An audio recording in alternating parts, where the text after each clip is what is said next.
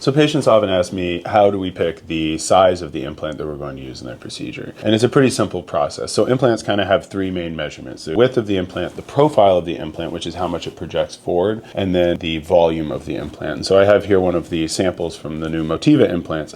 So the first measurement that we really focus on is the width of the implant. And so every person has a certain width to their chest wall, a width to the breast footprint. And so we have to base the width of the implant on something that's very similar to the width of the patient's breast, because we put in an implant that's too narrow or too wide, it's just never going to look right. And then basically once we have that measurement, we pick the amount of projection that the patient wants, and that gives us the volume, because the three measurements all go hand in hand. Once you have two, you get the third. And so we actually have a process that's quite nice where the companies make re-sterilizable sizer devices, which are the exact same shape and size of the actual implant, and we can put it in at the time of surgery, sit the back of the bed up, and we can assess what each implant's going to look like in the patient before we commit to one. And then with the patient's desires in terms of size and goals in mind, we can basically pick the final implant.